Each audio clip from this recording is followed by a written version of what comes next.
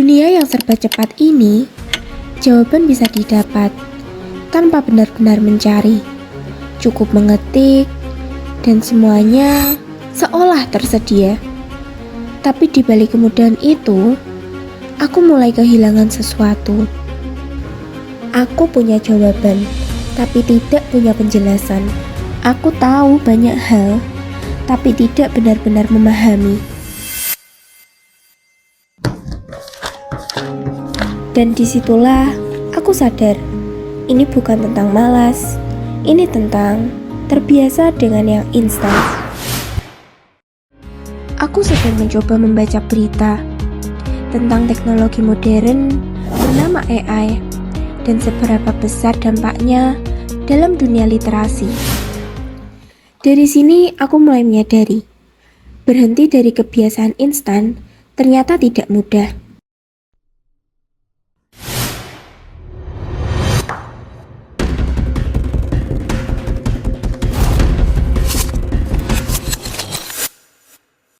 Sampai akhirnya, aku kembali ke tempat yang hampir terlupakan, perpustakaan.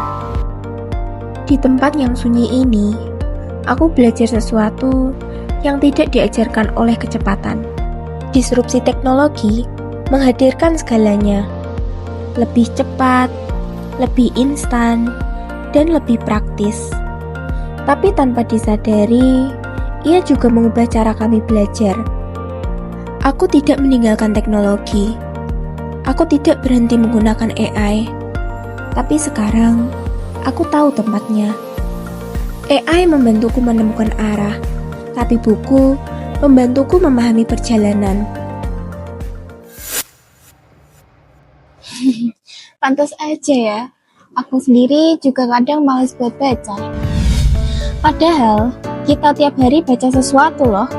Seperti chat, caption, komen, dan berita. Tapi, itu belum tentu bikin kita benar-benar paham.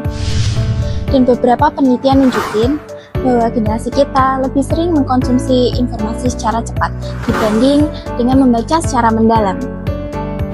Pernah nggak sih kalian kepikiran? Dari semua yang kita baca itu, berapa banyak yang benar-benar kita pahami?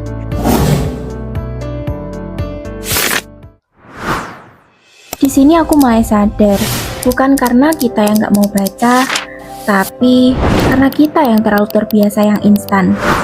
Di buku, aku nggak cuma dapat jawaban, tapi ngerti alurnya, kenapa bisa begitu, dan bagaimana prosesnya. Dan itu nggak aku dapetin dari sekedar copy paste. Dan yang bikin aku sadar, sekarang cari buku itu nggak sesulit apa yang kita bayangin. Nggak harus selalu datang langsung.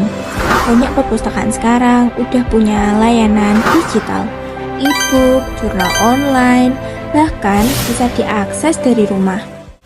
Literasi itu bukan cuma tentang membaca, tetapi tentang memahami, menyaring, dan berpikir kritis.